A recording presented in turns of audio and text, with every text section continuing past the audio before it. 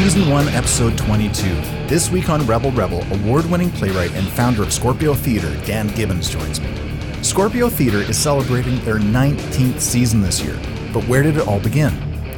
Well, you'll have to tune in to find out, but Dan has written award-winning plays such as The Blood of the Red Queen and the soon-to-be-produced sequel, Citizen SMEE. Both are noir journeys through post-war Los Angeles via Wonderland, Neverland, Oz, and beyond. I'm your host, Michael Dean Dargy. Don't miss an episode. Subscribe on iTunes, Spotify, Google Play Music, Stitcher, TuneIn. Even go to our website, therebelrebelpodcast.com, or follow us on social media at RebelRebelPod. Welcome to Season 1, Episode 22, Mind the Walrus with Dan Gibbins. So I'm here with Dan Gibbins from Scorpio Theatre. Dan, welcome. Hello, glad to be here. Yeah, thanks. Thanks so much for coming down. It's a beautiful day. Yeah, nice day to be out and about on one of my rare days off. Yeah, well, so you just to bring people up to speed, you run Scorpio Theatre for the last, 19 years, 18? I founded it in 2000 yeah. with a couple like-minded individuals. I was artistic director for 11 seasons. Wow.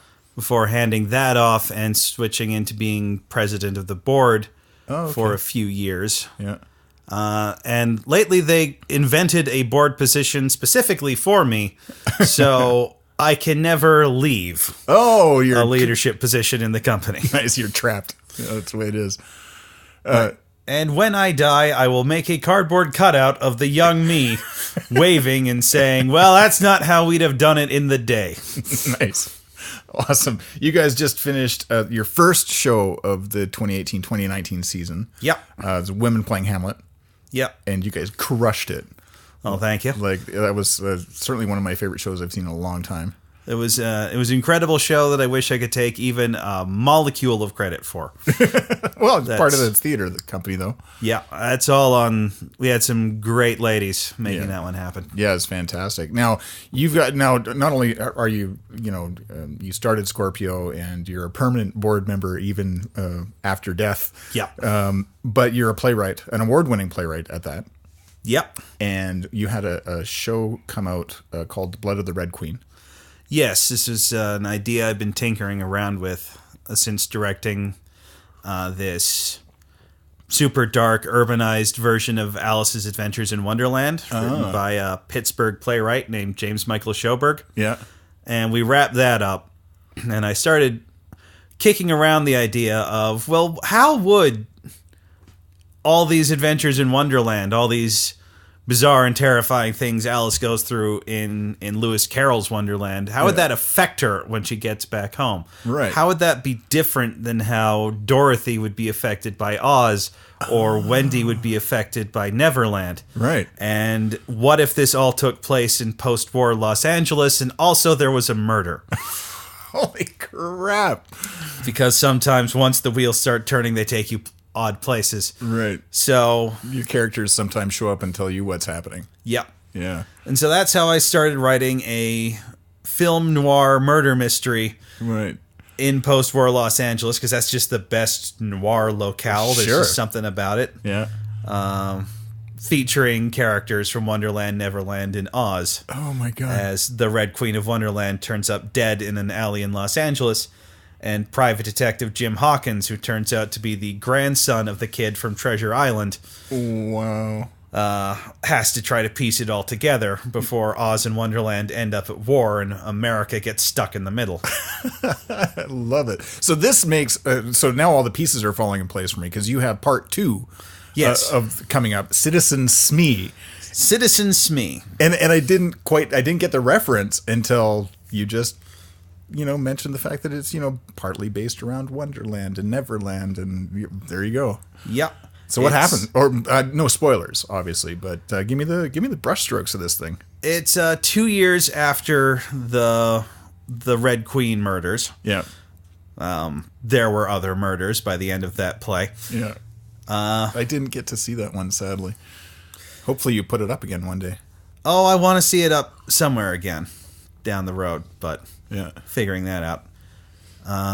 So 2 years later, Oz and Wonderland are having a peace summit hosted in Los Angeles, the Washington delegation being run by Jim's family loyalist younger siblings, his far more capable sister Argent, and his less capable brother John, who we never actually see, but we're told is being sort of forced into the heir apparent role ever since Jim left his pirate-rich family and moved out to L.A. Oh my god. As the Peace Summit gets underway, the young Queen Ozma of Oz is abducted from the compound, and Argent drags Jim back into all this Wonderland Oz ugliness to try to figure out who took Ozma and why. And Dorothy and Alice are back as the...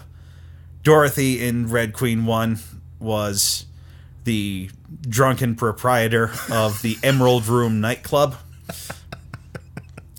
She's stuck in this because she's still technically a ruling figure in Oz, because in the original novels, Queen Ozma makes Dorothy an official princess. Yeah, and so I harvest as much of that as I can. Amazing. Alice is still this skulking figure of menace in the LA underworld. What? She came out of Wonderland a little dark and violent and kind of angry. God, this is amazing. I can't wait to see this. Her signature line from the first script was, "I'm not crazy, Hawkins. Crazy would be to see the world as it is and not lash out against it." Nice. They're back, and all roads seem to be pointing Hawkins to the former pirate turned LA gang lord, Citizen SMEE. Unreal. Who has a vendetta against all ruling classes since he had a falling out with Captain Hook. Oh my god. This is glorious. I can't wait to see this. Now, you're casting this thing right now, is that right? Yeah. As we record, auditions are about a week away. Nice. Yeah, so... Well, a few days at this point. Yeah, so this podcast will come out in about 3 weeks is when this one will drop. So you guys will be well cast.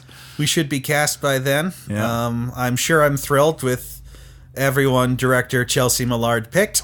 Yeah. As we reach into the future. Yeah. We have the 3 characters who are recurring from the original one. We're bringing back the same cast. So same director, same author. There's just a certain benefit in just getting the band back together. Yeah, for sure. There's some shorthand. That you can work with. Now, you guys go up the February 22nd. Yes. To March 2nd. It's a good run. Yep.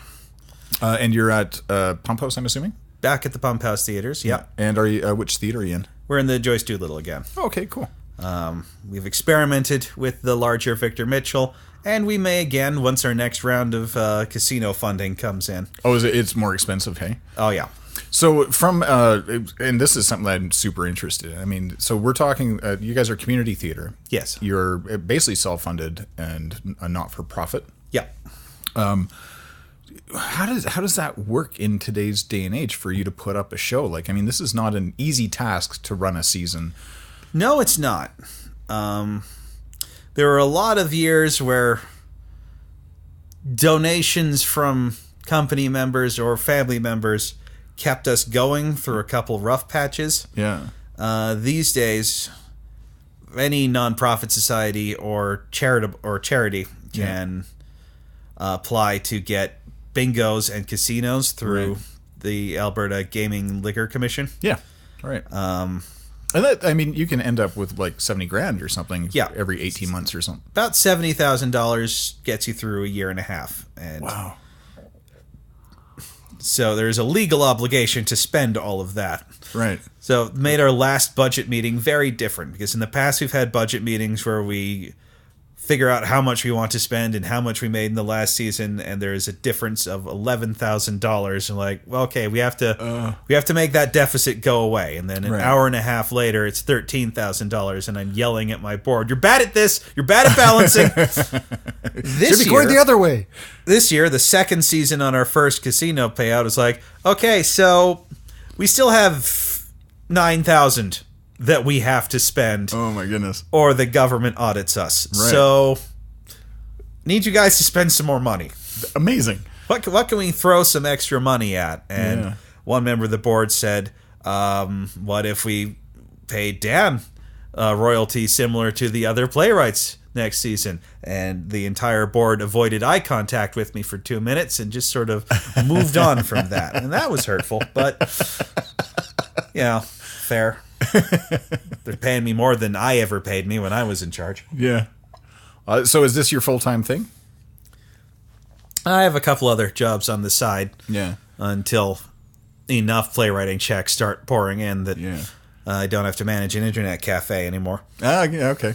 And where do we find you? Like, if I want to come hang out and talk to you about playwrighty stuff over coffee and internet. You don't have to answer that question if you don't want to. Well, I tweet at Danny_G, and I blog at talesfrompartsunknown.com. Awesome. So those are the easiest ways to find me online. Cool. I'll put those links in the description as well. So let's just jump back to The Blood of the Red Queen, Part 1 for a second. So it's out in the world. Have other companies put it up yet?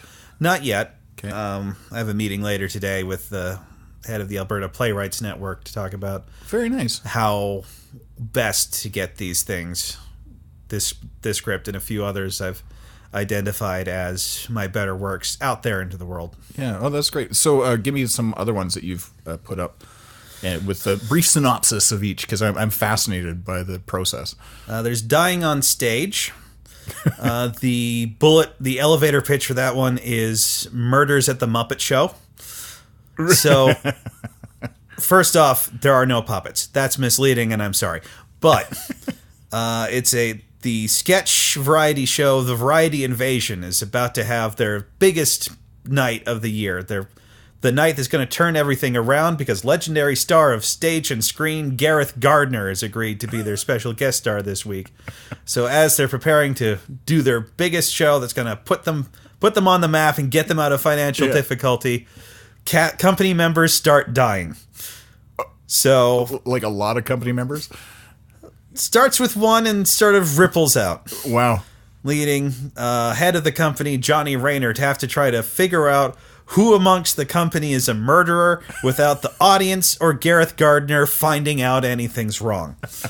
So it's a murder mystery farce with sketch comedy elements thrown in. Oh my God. That's wild. I did a second farce called Conventional Lunacy, which an events management company has ended up in a position where they're running a high society wedding and a sci-fi fantasy supercon on the same day in the same building. And they have to juggle both of these events and figure out who at which event has left them a duffel bag filled with cocaine.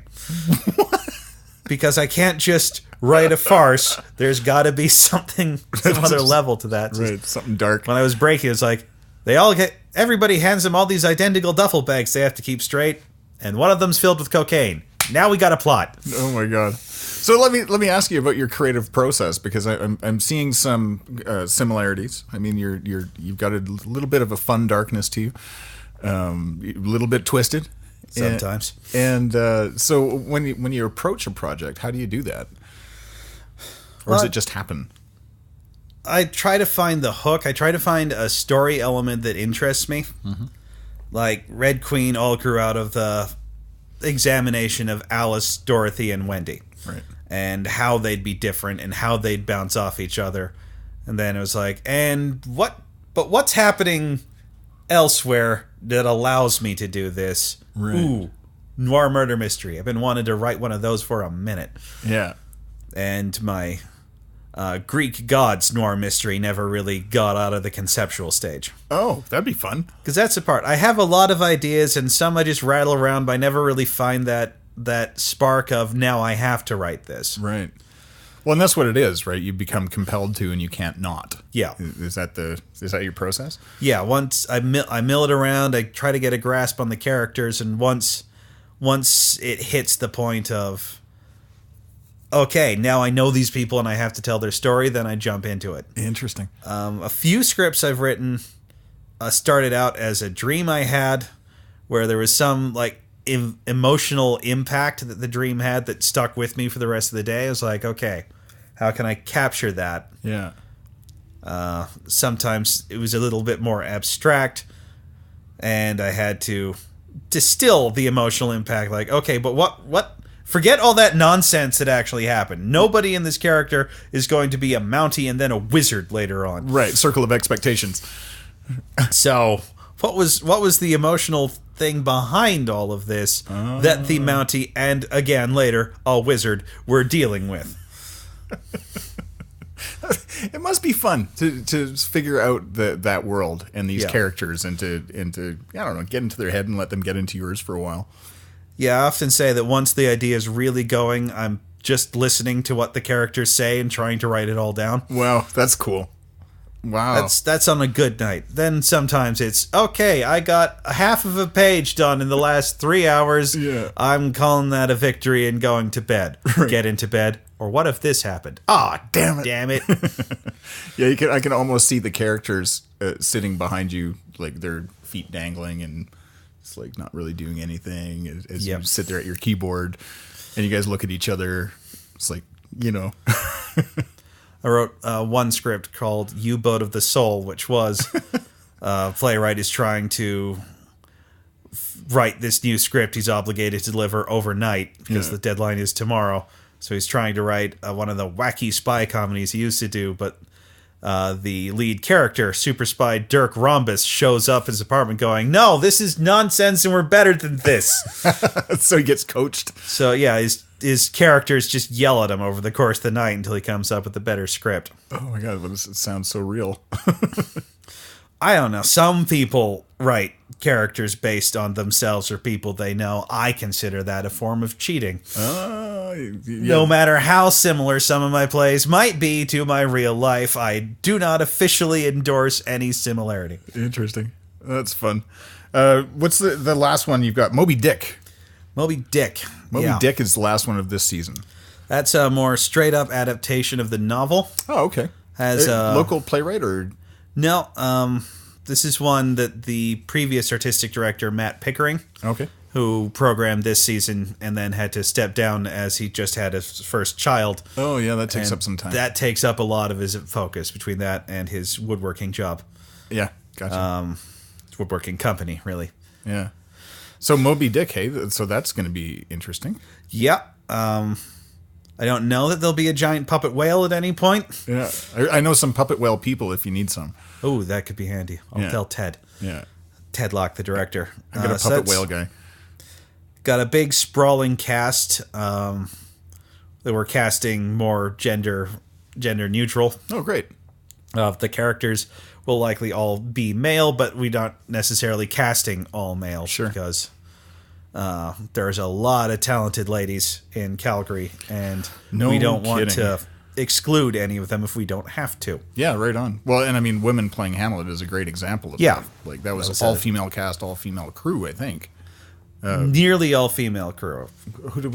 Our lighting director was James Ravenhill, and, of course, the assistant director known as And Keith. Right. Gotcha. Well, that'd be amazing. And when do you guys plan your 2019-2020 season?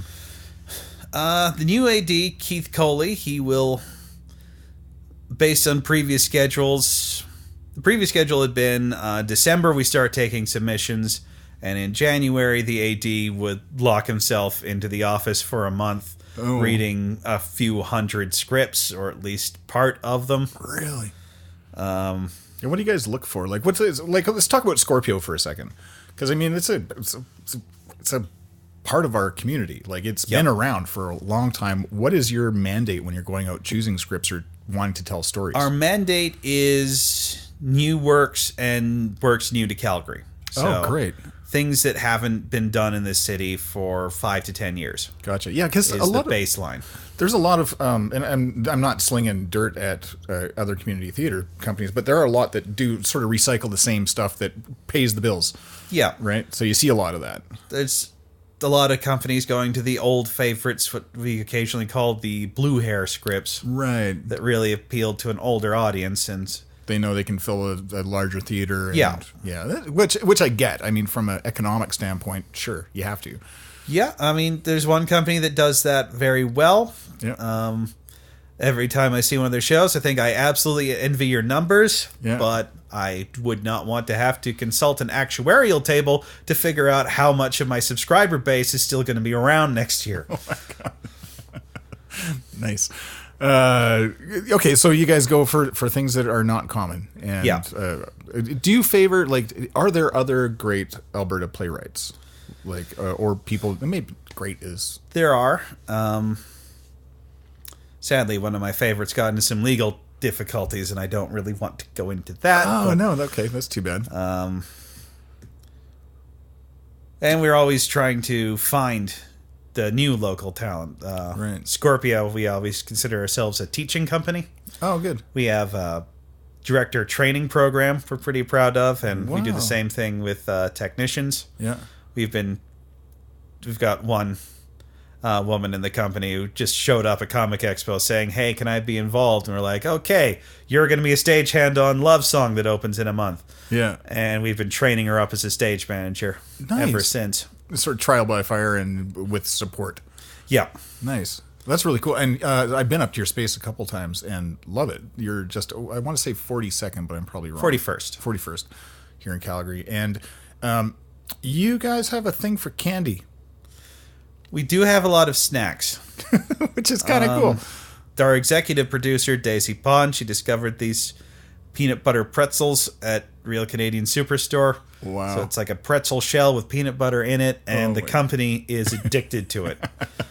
The running joke is, if you audition for one of our shows and you have a peanut allergy, oh, you better be worth it. Here's your EpiPen. Oh, amazing. Okay. What else do I want to ask you? How about, okay, so for you, what's next for you on your big horizon? You're not directing Citizen SMEE. No. Do you have any pull or sway during the production process, or are you just letting it go? What I typically do is I drift in and out of rehearsals. Yeah.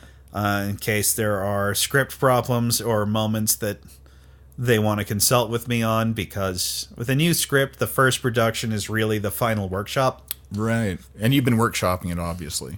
Yeah.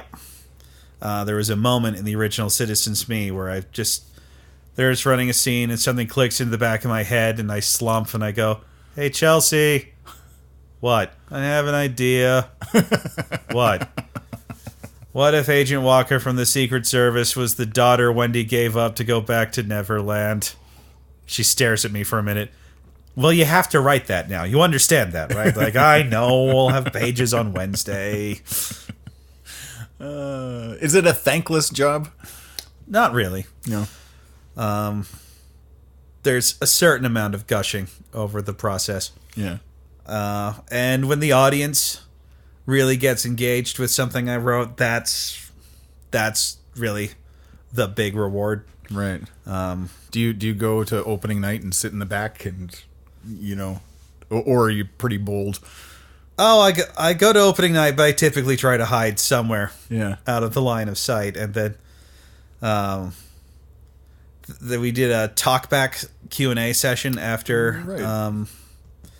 when playing Hamlet, and they kept talking about what's coming up next, and like, "From our genius writer Dan Gibbins," and they'd point at me, and everyone would turn and look, and I just sort of turn around and look as well, like, "What? What? Where's this guy? Is there a guy?" Of course, I am known enough in the community that there's always going to be a few people at opening night. They're like, "There he is. There's the writer." Right. So yeah, I turn up for opening night, I turn up for the talkback night, and then I turn up any night when I'm free and there is an empty chair. Nice. Yeah. Which on Red Queen 1 was not often. That's great. That's good news. Same thing with women playing Hamlet. You guys had a lot of sellouts, which was nice. We had a few, which we were quite pleased of. Yeah. Quite pleased with. Yeah, that's super good. So are you working on something right now that's got your attention, or are you just kind of chilling? Well, kicking around a few ideas. I had been working on a script for several months, and then a different company in the city is debuting another play with a very similar premise and an extremely similar title, and I'm like, well, shit. I'm sure in the nuts and bolts, we're very different projects. Right. But on the surface, we're so close that I just have to put this one onto a shelf for at least 2 years. Now, is it already a produced piece, or was it a locally produced piece, or written piece, I should say? Honestly, it's a Canadian playwright, I'm pretty sure of. I don't know if it's a local Calgary playwright, but it is labeled as the world premiere. And of course, his is a musical, so now it's extra showy. Yeah, super extra showy. I can't write songs. I have a very basic sense of meter and no sense of tune. Awesome. So that answers my next question. Have you ever written a musical? No. I've written or co-written plays that have had musical numbers in them. Yeah. One of my very earliest plays, co-written by me and my friend Jason Garrett, who left playwriting for the far more bohemian world of global economics. Oh, yeah, super boho. Yeah. Was going to end with this big jazz number to summon the evil potato goddess. That makes sense in context. And I just slung some basic rhymes together, and he was like, well, that's terrible. Right. And went off on his own and just composed a jazz number.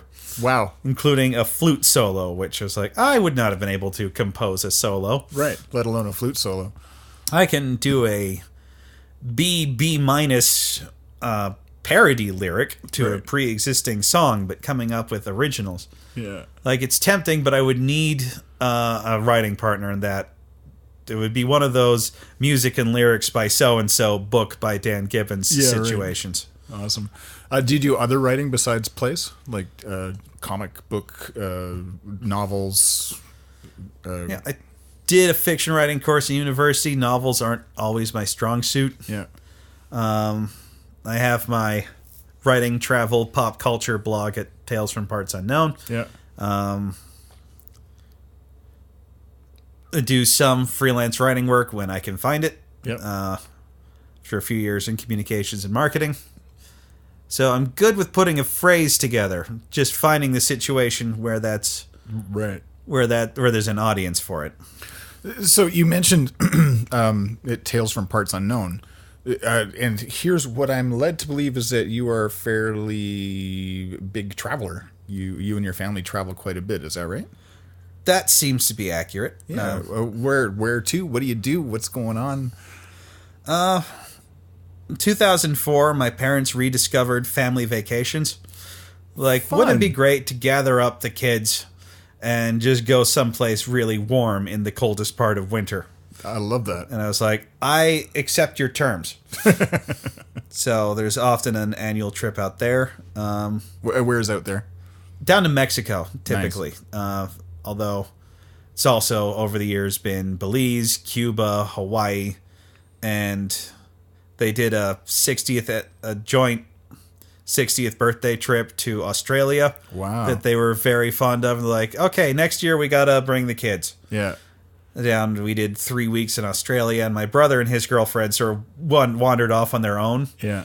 For a lot of it until everybody meet up in Brisbane, and then we're going to this island out on the Great Barrier Reef for diving and manta rays. Oh my God! Are you scuba diver? Yes. Nice. Yeah, love it. Me too. At least I try to get in at least once a year. Yeah. But I prefer to be someplace a little bit warmer and reefier than Lake Minnewanka. Yeah, Lake Minnewanka with the one fish. Yeah. Yeah, I've only ever seen one fish in Minnewanka. I usually end up in off Vancouver Island is kind of one of my favorite dive spots. It is cold, but it's cold, but from what I've seen, it's lovely. Oh, and the life out there is amazing. Yeah. Like, so much stuff. I was just, Jennifer and I were down in Manila, and then we went down to Boracay, and I did some dives down there, which was great to be in warm water, like bath water again. Yeah. So, did you see manta rays when you were diving? We did. On one of our last days there on a snorkel trip, which was handy because my dad doesn't care for scuba diving. Oh, okay. And this meant he got to be around for the manta rays. Nice. And you stay as still as possible to not spook them, and eventually they'll get curious. Really? Like a day or two earlier, we found these 9-foot eagle rays at a shipwreck near the island. Oh my god! As well as a grouper, I swear was the size of a smart car. Yeah, I believe that. Just sort of lived under the ship. Jeez. And we'd all just get to the bottom and you just kneel in the sand. You wouldn't even swim around. You just kneel there and just watch them. And eventually they'd just swim right up to us. Oh my god! I got like brushed by a wing a couple times. Oh my, that is so cool. Like on my bucket list of things to do. That and whale sharks. So I love places where I can go diving. Yeah, I want to see whale sharks too, but I'm never in a place with whale sharks in whale shark season. Right. Yeah, they're difficult to find. You got to go there on purpose. Yeah, you have to specifically pick a whale shark location in whale shark season. Yeah. I love diving locations, and I love London. And these are not two vacations that mingle at all. Just go dive in the Thames and visibility. Like, wow, this is some good silt. Yep. No viz at all. A lot of signs saying, we swear it's one of the cleanest metropolitan rivers in the world. It just doesn't look it. That's mud. It's fine. That's fine. Yeah. It's allowed to have mud. So what do you love about London? Like, do you get there often? Not as often as I'd like, which roughly translates to I don't live there, so not as often as I'd like. Gotcha. I love the history of the city. It's a big city that's been around a long time. Yeah. Like, I would stay with my dad's cousin Roy. He would explain in one of his old buildings. He moves a lot, but never far from Baker Street. Really? Yeah. Oh, that's cool. He would explain that the elevator doesn't go all the way to his floor because there are rules to what you can do to a 17th century building, and they can't put an elevator box on top. Wow. Like, okay, your apartment building is older than my country. Yeah. Isn't that something? Jeez. Plus, they got the theater. The West End is British Broadway. Yeah. Did you go to see shows out there? Yeah. Wow. That must be spectacular. Actually, jetting off to New York in a couple weeks. Oh, I'm jealous. I kickstarted an interactive theater piece called The Girl Who Handcuffed Houdini. Wow. Based on a graphic novel about a woman named Minky Woodcock trying to investigate the truth of Houdini's death. Huh.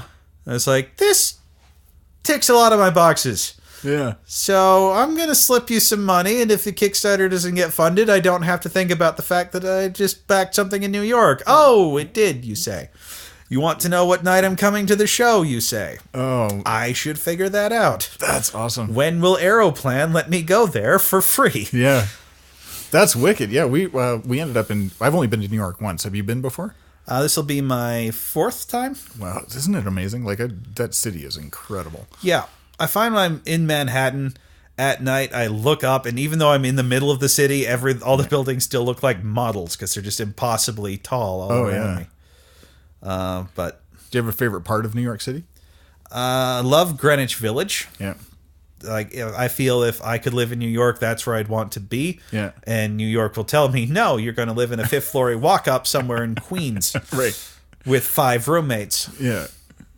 But I love Greenwich Village. A friend of mine, Matt Pickering, that I mentioned earlier. Yeah. He was on a trip to New York, and he wanted to do a Brooklyn pizza tasting tour.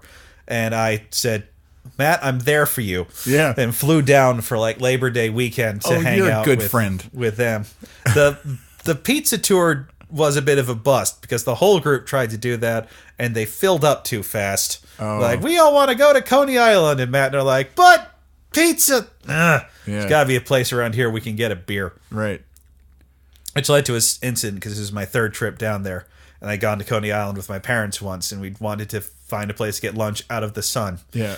With tables and drink service. Yeah. So as we're walking around near Coney Island, he's like, well, I guess if nothing else, Applebees serves beer. And I'm like, yeah, it wouldn't be the first time I've ended up at that Applebees for lack of better option. And he stops and stares at me. You've been to that Applebee's. So specifically. Like, yeah, that's the Applebees of Last Resort.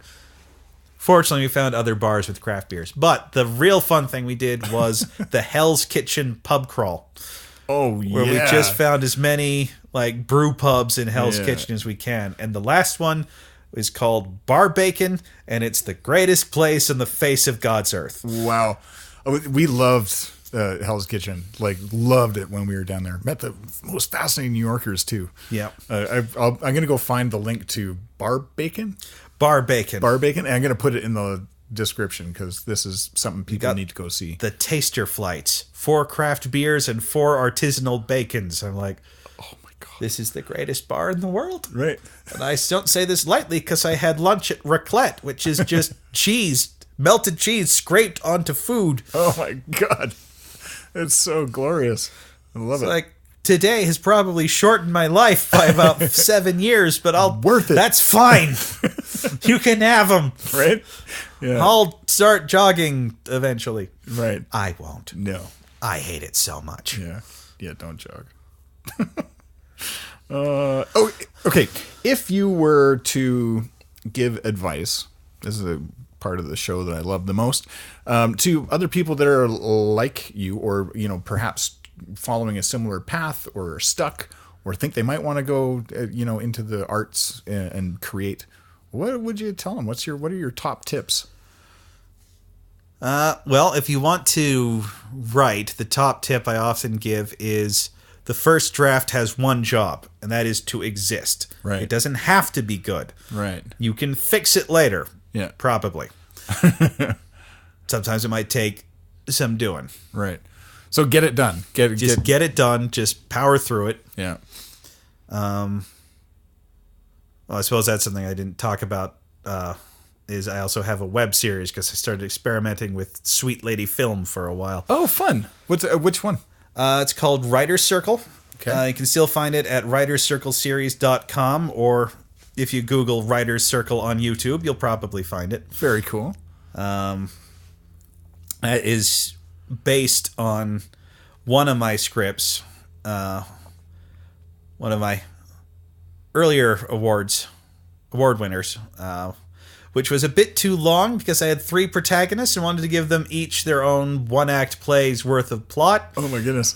And I was told, well, the best way to fix this is to cut this guy. And instead I said, no, the best way to fix this is to make this a weekly series. Oh, smart. And I dragged in Keith Coley and our friend Ian Pond, and we wrote it out into a 13-episode season. Oh my God. And we want to do more stuff like that. But did you finish the season? We finished the season. Wonderful. How long are the episodes?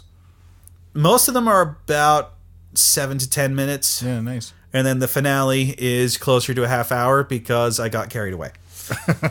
It's like, seems so unlike you, our Dan. finale is longer than a sitcom episode. Whoops. Did you get it funded, or did you just do it yourself? We didn't. We paid for that one with $50 in gumption. We took a hard look at that and said, we don't want to do that again. Yeah. So we're still trying to figure out how to get more funding to do other things. Yeah, right on. But just to get back to the advice question. Yeah. So I got there because one of the worst plays I ever wrote became a web series we desperately want to film, but will cost more than tens of dollars. So right. Need to figure that one out. Anyone who happens to have $20,000 lying around, I can be found at Danny_G on Twitter or talesfrompartsunknown.com. We'll put that link in. I don't have a Venmo. A Venmo? What's that? I think it's something where you can donate money to people. I'm not sure. Oh, well, there's Patreon. Yeah, there's Patreon, and now Kickstarter wants to have their own Patreon, so there's Kickstarter Drip. Oh my goodness. But we're working on building up a channel presence before we start asking people to give us $5 a month to do stuff. Yeah, fair enough. Like, here's some stuff we're doing. Now if you want to pay for us. Yeah, we think about the same thing with Drop Bear and Panda. Is how do you monetize that if and whenever, in order to put out content regularly. It costs money and time. Yeah. So it's I feel your pain and your challenge. Yes, it was a little easier. And that's my other advice. If you want to get into producing your own theater, there are going to be some cost hurdles up front. Like what?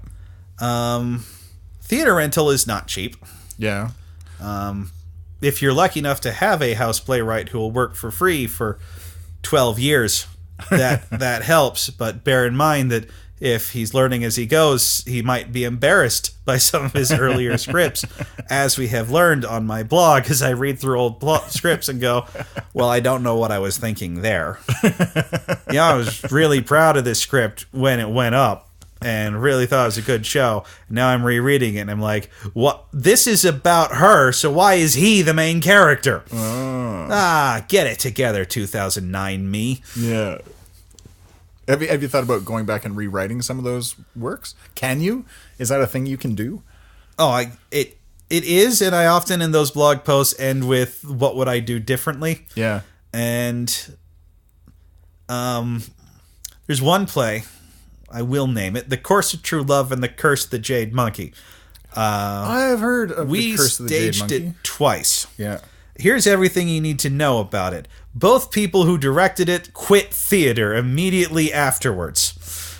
One never came back. One eventually returned to Scorpio after 15 years. What?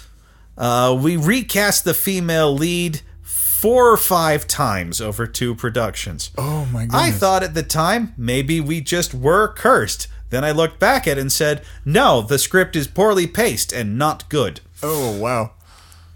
And after the second production, the idea of doing it as a movie had been planted in my head, and I started figuring out, well, what would I have to change?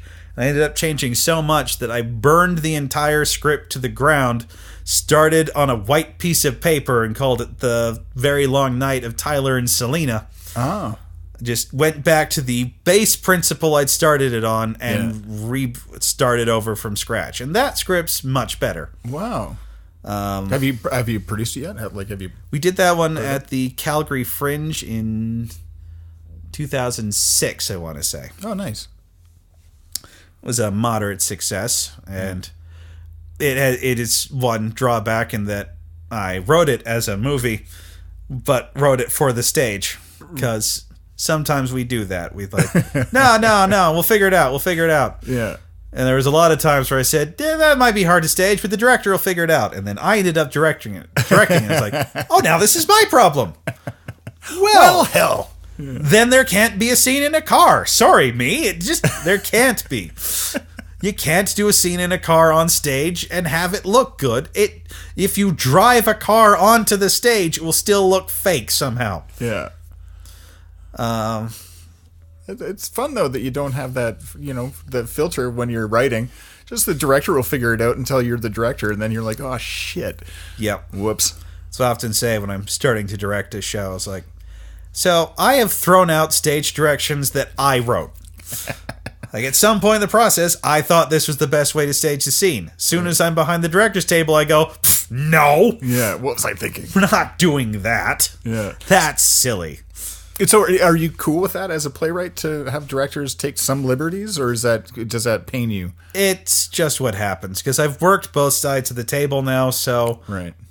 I'm like, if I'm not going to give the writer of A Little Murder Never Hurt Anybody, if I'm going to treat his stage directions as suggestions, right, by what right do I demand that Chelsea Millard follow my stage directions to the letter? Right.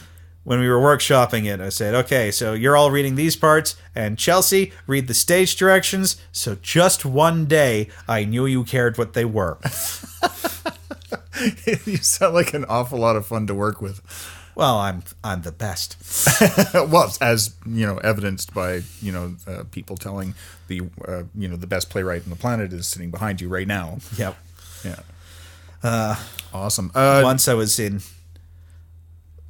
Italy, and while I was in Italy, they realized that this one scene was dragging the pacing of the first act down, and they cut it. And I found out because the guy I was traveling with, which you can find on YouTube under Dan and Ian Wonder Europe, he got a production report saying we cut all of scene 4, and he told me about it, and I messaged oh shit, a message back home going, so you cut an entire scene, huh? Wow. Heads up would have been nice. And ultimately, I don't disagree, because at some point I have to learn that if 2 characters stop to exchange backstories for 20 minutes, it kills the pacing. Right. Put that under advice for possible writers. If 2 characters spend 20 minutes exchanging backstories, it kills the pacing. Don't do that. It's bad. Right. Seems obvious in retrospect. And yet I've done it so many times. It's good to know your limitations. Exposition. Tell me about Mind the Walrus. Mind the Walrus. I was just running through the origins of Mind the Walrus in my head on my way here. Jason Garrett and myself, we wrote this 15-minute detective parody called Blood, Glass, and Rusty when we were in high school. It was packed with jokes. It was hilarious. It was a big success. We got an award at the high school drama festival for it. Yeah. After a couple of years in university, when he was in math and I was in biology for some unknowable reason, we were like, we want to do creative stuff again. Yeah. So we saw an ad in Fast Forward for a radio drama group. Yes, we saw an ad in a newspaper for a radio drama group. That's a very old-fashioned thing to say. It sure is. That wanted to get going. So we go to the initial meeting for that, and a lot of people sit in a circle and talk about the potential of all of this, and then some of us break off and we write some scripts and nothing gets done with them, and we're like, this isn't working. Yeah. So another guy named Paul talks to me and Jason saying, so that isn't going anywhere, but you two seem to have some really good ideas. So we should form a sketch comedy troupe, and we should bring that guy John Tebbett along with us. And we're like, okay, so we do that, and we have a bunch of meetings, and we talk about the potential of our sketch comedy troupe, and we don't really get going anywhere. And we show John Tebbett Blood, Glass, and Rusty, and he bursts into the next meeting going, we should be doing this! Why aren't we doing this? And eventually Jason Garrett and I say we should just do that. We should flesh out the story of Private Detective Trigger Dandy into a trilogy of short plays. Yeah. We should take that to the Edmonton Fringe. That'll be fun. Yeah. That'll be a thing we could do.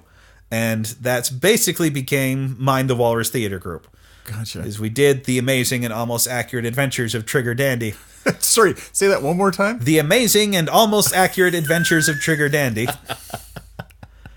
This was a titling quirk Course of True Love and Curse of the Jade Monkey taught me an important lesson about where to put the keywords in your title. Yeah. Because people will be looking for Jade Monkey in the program and they will not find it. Right.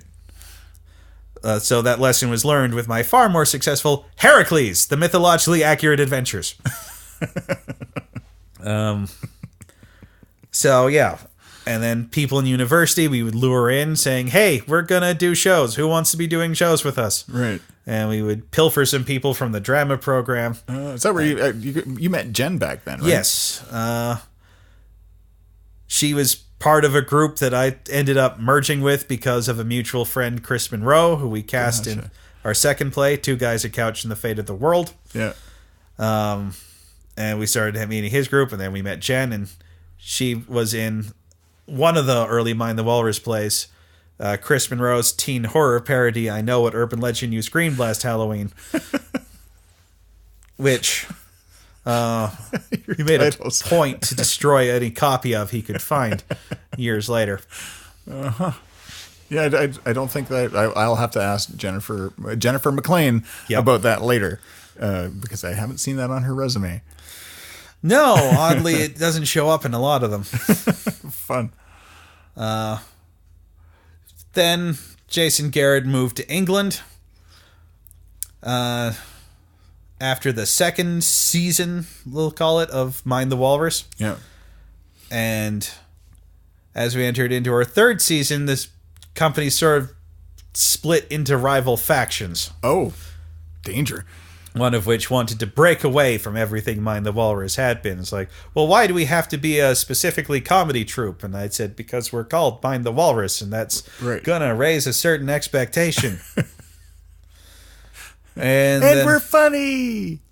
I got frustrated with the infighting and the faction and the rival faction. Yeah. And we ended up splitting like the Mystics and the Skeksis in Dark Crystal. And those who were on my side followed me to start up Scorpio. Are you Scorpio? Yep. That's your sign? No. Oh. Then a quick little aside, where did the name come from? So there's that episode of The Simpsons where Homer takes a job with benevolent supervillain Hank Scorpio. Uh-huh. I like that episode. Enough said. Okay. enough that I wrote a play called Supervillain: The Rise and Fall of Hank Scorpio. Oh my God. It's about a henchman turned master villain who's determined he can do all this right if he can just avoid all the classic blunders. Oh my God. The problem is they're really tempting. Did you put it up? Well, we've done that one twice. Oh my God, I want to see this so bad. That one I'm a little bit more fond of than some of my older stuff. Yeah. We even had a gimmick the first time we did where audience could suggest how they wanted to see it end, and if we used your suggestion, you got to come back for free. Oh my God, that's amazing. A little bit of improv theater. Yep. Thrown into the mix. So there were a lot of fun endings for that one. Oh my God, I would love to get my hands on that script to give it a read. Well, I could probably slip you a copy. Yeah. It's a little older and cruder in places, but Perfect. It works for me. Yeah, that's awesome. Yeah, you can't go back and edit out things that, make you giggle and part of what makes it what it is, right? The fact that we did that one in season 1 of Scorpio and again in season 10, well, almost unchanged, because there's not a lot of stuff from the earliest seasons that we bring back unaltered. I'm feeling season 20 is the time, it's the place to put that up again. Well, just throwing it out there, artistic director. We kicked it around, but the thought that keeps coming back to us is you only do a greatest hits album when you're about to stop touring. Yeah, that's fair. Yeah. Well, yeah, okay, but in season 10, were you about to stop touring? No, but the Pump House called us up and said, hey, we've got 3 slots for you, and we'd been fighting to get 1 slot in the Pump House for a while. Oh. And suddenly they had 3 different time slots for us, and one was in a couple of months. Oh, jeez. So it's June, and we have a slot in September. We need something easy. Yeah. We need something to shove in that right now. What do we got? Supervillain. We could do Supervillain. Dan, can we do Supervillain again? It's like, yeah, you could do Supervillain again. Love it. Like, sure, we're in the middle of rehearsing a play for the Calgary Fringe at the same time, but and there's going to be a lot of overlap in the cast on that, but yeah, fine. Supervillain. That's easy. Love it. It's easy. It's fun. Everyone likes that one. Let's go. Awesome. Oh man, I don't want to have to wait. I don't want to have to wait to see it. I want to see it like now. Yeah, that is the real tragedy, because we've all got shows we'd love to do again. Yeah. We did a stage production of Reservoir Dogs. Right. Yeah, man, that was one that everyone's like, can we just do this again forever? Yeah, until Quentin finds out about it. Yeah. We're still pretty sure that there's a certain laissez-faire attitude with Reservoir Dogs, as it gets done a lot. But the fact that a few months after we did Reservoir Dogs, the production of Pulp Fiction got shut down by Tarantino's lawyers, we were like, oh, well, let's keep our heads down on this one. Yeah, and I feel so bad I didn't get to see that one. But man, it sounded amazing. Yeah, that one's really fun. But the one right afterwards was one of a lot of the cast were really sulking afterwards. Oh, about I miss my dogs. I also miss my dogs. And I was tempted to respond, I also miss my dogs, but I have my Time Lords now, so I'm doing great.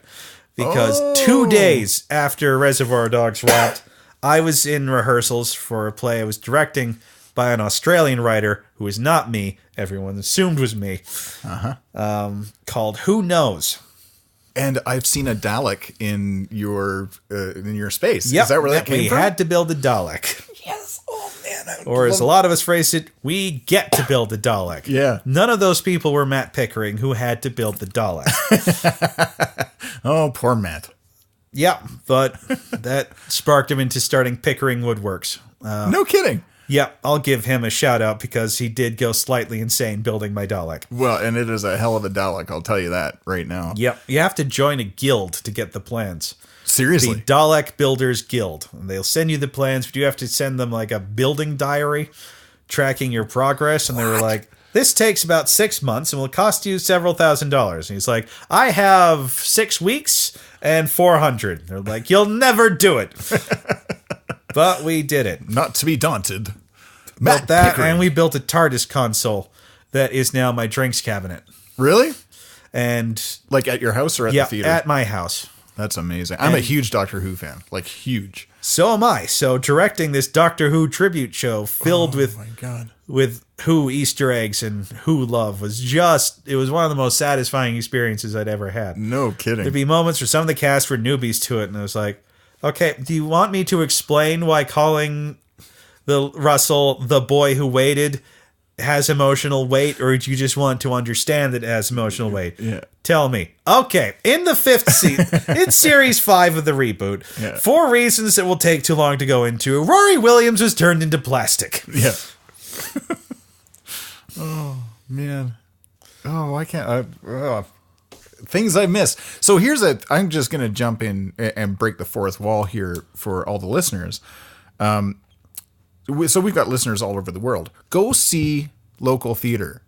For fuck's sakes, go see local theater. Support local theater. Don't miss these great shows because there are a lot of people doing really clever things. Yeah. In places like one of my favorite plays out there right now. Currently, it's an international sensation on Broadway and the West End and everywhere. But when Ian Pond and I first saw it, it was just this little touring fringe play that had got a few weeks in like the basement rehearsal studio of a West End theater. There's this simple little one act called The Play That Goes Wrong. Oh, it sounds brilliant. And the company had written it for themselves. They tour around and it's all there in the name. They're trying to put on a mystery called The Murder at Haversham Manor, but everything goes spectacularly wrong. And then it was popular enough that they got a actual West End run. Wow. Extended it into a 2-act. Yeah.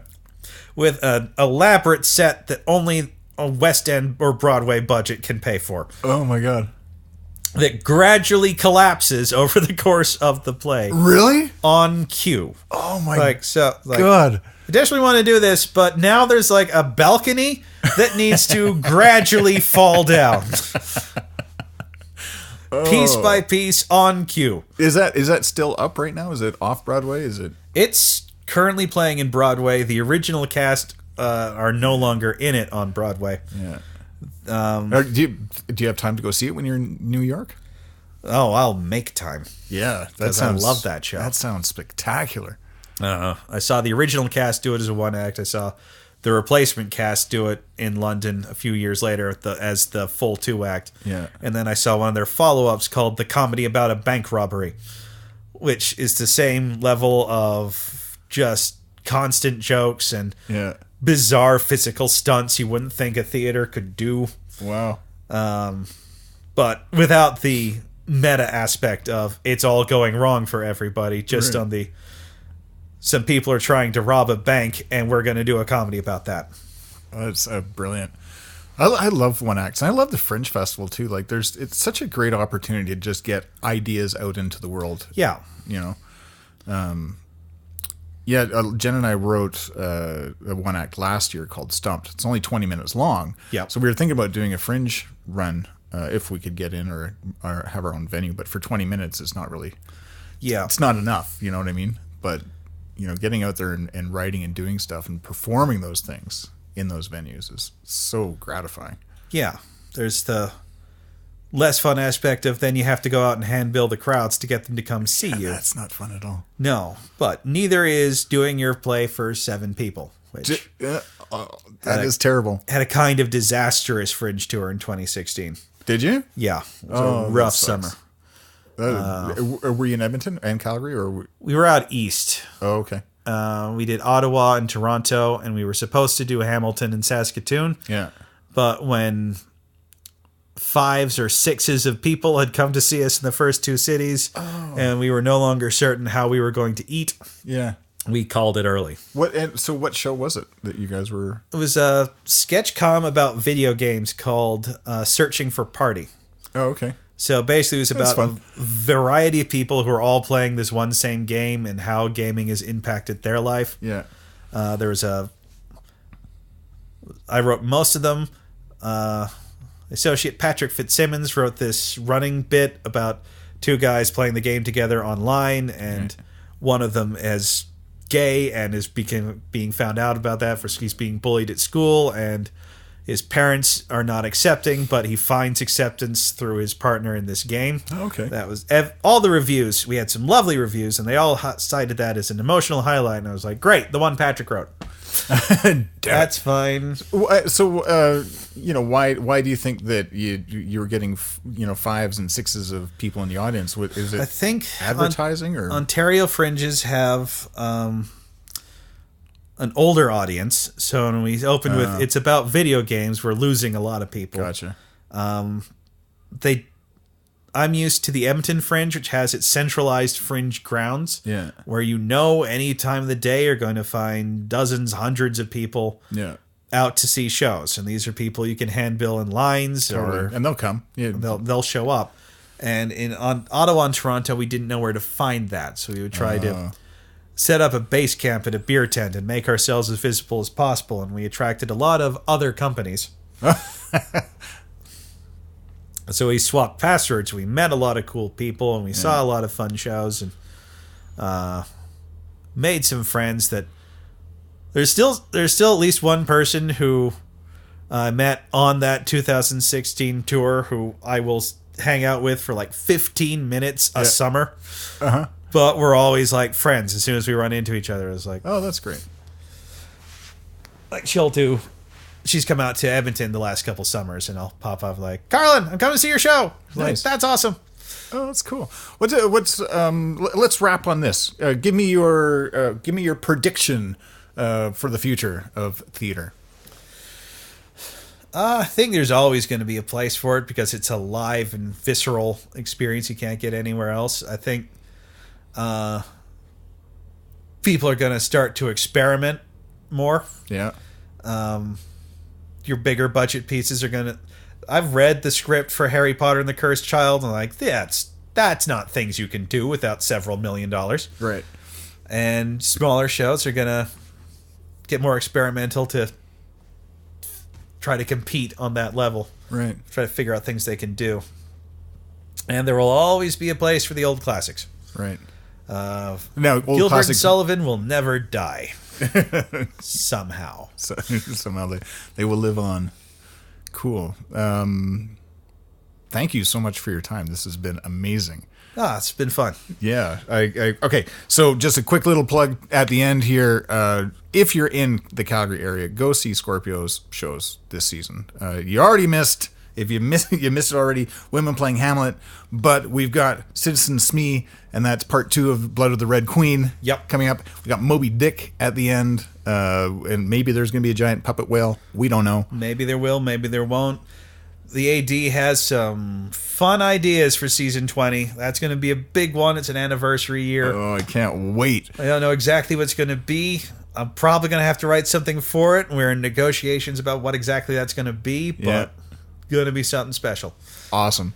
Dan Gibbins, thank you so much, and congratulations to Scorpio Theatre. You guys kick ass. Thank you. We like to think so.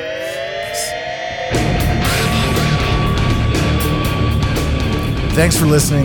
There's a new episode every week, so don't forget to subscribe on iTunes, Spotify, Google Play Music, Stitcher, TuneIn. Even follow us on the website, therebelrebelpodcast.com, or on social media at @RebelRebelPod. Or follow me at Michael Dargy.